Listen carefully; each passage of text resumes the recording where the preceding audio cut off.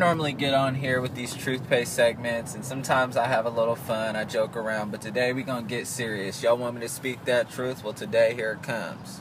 I watched a video today online. It looked like it took place in like the late 80s, maybe early 90s based on the clothing, but it was interesting. Panel of men, all of them looked to be in their 40s, and they represented every race: white, black, Asian, Hispanic, and Native American, right? And of course, the topic was race, racism, and just understanding the trials and tribulations of each individual race. What I found fascinating about this video was the discussion that these men were having and how open they were during this discussion. Now, there's 10 men in a room. Each race is represented by 2 men. So imagine 8 men telling these white men that they're the problem. So the topic of race and kind of how it pertains to relations and how you're treated in America comes up, and there's this one black gentleman who becomes very upset. And what he's talking about is what a lot of black men can relate to, and it's kind of that feeling of not actually belonging and trying to understand if you're human or not. So as he's talking and he's sharing kind of his life and the things that he's gone through, he starts to get really fired up and he starts to yell and becomes upset. He's basically discussing how tired he is of constantly having to think about race and the fact that he's black and being reminded of it daily. Don't get me wrong, I can totally relate to that because that's something that I myself go through, but what I thought was interesting was the question that he asked one of the white men after. He told him that he knows what it's like to be black in America. He asked this gentleman, what is it like to be white in America? And he had to think about it for a second. I thought that was fascinating because that's a very similar response that I've seen before. You know, you ask them what it's like to be white and there's a pause. For my white friends, let me speak to this for a second, and if I'm wrong, send me a chat and let me know. But this is why I think that answer comes with a pause. Now, you can talk about how you don't see color, but when you're asked a question about what it's like being white in America and there's a pause, most likely it's because you're becoming uncomfortable. Either you're uncomfortable with the question that's being asked, or more likely than not, you're uncomfortable about the answer you're going to give because you don't want to offend anyone. And to this gentleman's credit, the answer that he gave I didn't find offensive, but I can understand how any answer from a white man to people of color could come off as racist. Because we automatically take it there. I mean, I don't understand why we would ask this man what the white experience is like when all we're doing is listening with a defensive ear. Race is something that's not usually discussed in white households. So when the topic comes up, you can see them become uncomfortable with the discussion. To all my white friends and constituents, don't run away from this discussion. We need you a part of this discussion. It's imperative that you're a part of it. Because we have all these images of people of color and all the stereotypes that follow with it. So in a way, you can kind of see what black culture is like or what Asian culture is like. But we as people of color don't really understand what it's like to be white. We don't understand the white experience, and that's something that we're yearning to understand. So when this black man asked this white gentleman about the white experience, the white man told him that he felt that the black man was standing in his own way of his own progress. That he feels he's blaming white people for the roadblocks that are in front of him, but in reality it's his anger and aggression that is the roadblock in front of him. And this is a common answer. For some of you who have had discussions or roundtables about race, this is a common answer with white people. It's totally fine. It's understandable.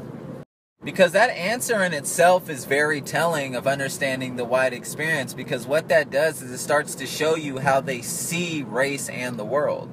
You have one party who believes that one person is standing in the way of their progress, and that same person is saying, no, you're in your own way. You're starting to get a better picture of what's going on. So even though the black gentleman was becoming visibly upset at the answer, another black gentleman basically told him, look, he answered your question, and here's what he said. He doesn't see race in a way to where anyone is oppressing him. There's no race oppressing white people. Through the lenses of a white man, the only one standing in the way of their own progress is themselves. There is no system in place that holds them back. When you're asking him about the white experience and his experience dealing with racism, he doesn't see it because the way the land was set up, it's in his favor. And of course, the white man, his biggest concern was that he wasn't offensive with the answer that he gave, which is totally understandable and usual. When they were talking to a Korean gentleman and he was discussing his views on black people, it started to set off a ripple effect. He was speaking on the LA riots and how black people were looting Korean stores and kind of the stereotypes that were generated through that. The riots happen, the news portray black people as villains, thieves, and animals, right? So the Asian people, they see this on the news, and what do you think they're going to think? So what ends up happening is that the Korean community starts to treat black people badly because they're being shown that they're lesser than them.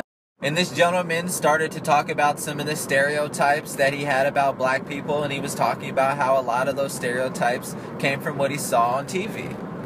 Portrayals of black people on the news, Hispanic people in the news, things that you would hear about from other older Asian people. Like, these were his images. As an adult, he understands that those thoughts were wrong, but what he also understood is that both parties were being oppressed and being pinned against one another. Think about it. For the Asian community, one of the stereotypes is that all Asians are smart, but for blacks, it's the total opposite, right? Ultimately, who's the one creating these stereotypes when both these groups of people have no real interaction with one another? Now, the black gentleman knows this. The Korean gentleman knows this. But for the white people that were there, this was almost brand new to them. Now, some of you may be upset at that, but if you think about it, these are topics that are A, not discussed, and B, are not seen and understood by this race. And whose fault is it when they have no example to go off of being oppressed, when no one is oppressing them? I use this analogy on purpose, but if you're in the safari and you're a lion, you're the apex predator. What are you afraid of? This is a gazelle telling a lion what it's like to live in the safari when you're constantly being hunted by the apex predator.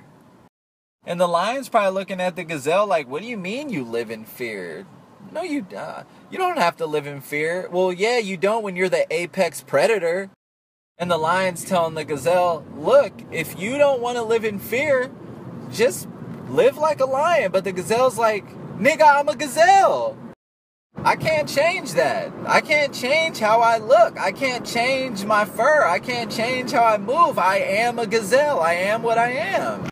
And to be honest, as a gazelle, you're looking at that lion like, you motherfucker, you. If I could turn into a lion, you think I wouldn't already? That's one of the missing pieces in all of this, is that as people of color, we live in a white world. We don't live your world. I can't help being followed in a store. I can't help fitting the profile. I can't help being judged based off my looks. I can't help it. I've got a bachelor's degree in communication studies. I'm very articulate. I've got a strong vocabulary, but no matter what I do, I will continue to be a gazelle. And the moment I decide to try to be a lion, there probably is going to be a lion to remind me that my ass is really a gazelle. Then it clicked. He finally got it. And now the lion is starting to feel bad because they're now being treated as a predator. This particular lion may not go after gazelles, but the gazelle doesn't know that because most lions go after gazelle.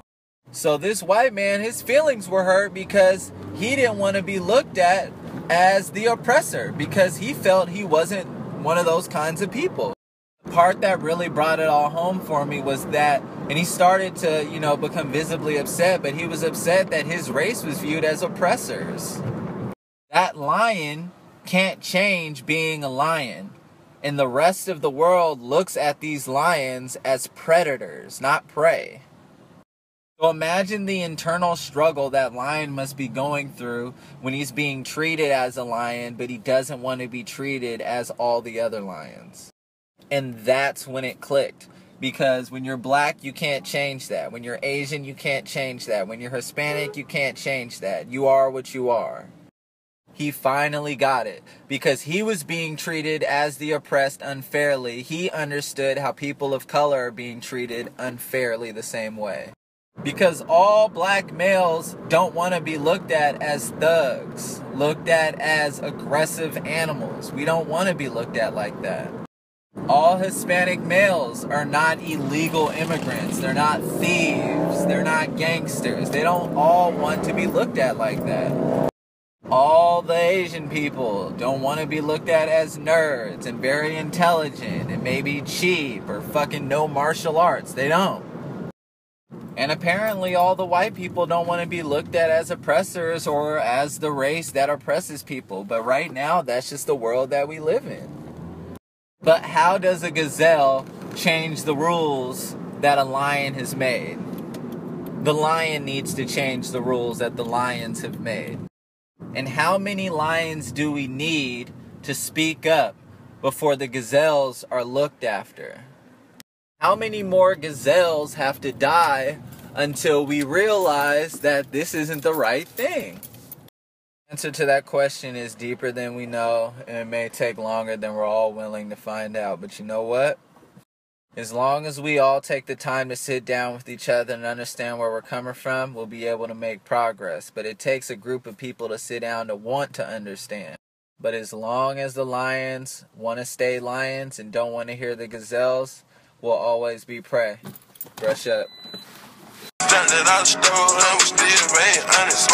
Blowing on the old, yo, call it whole onion. Man, where your ass was at when we took the city over? Where your ass was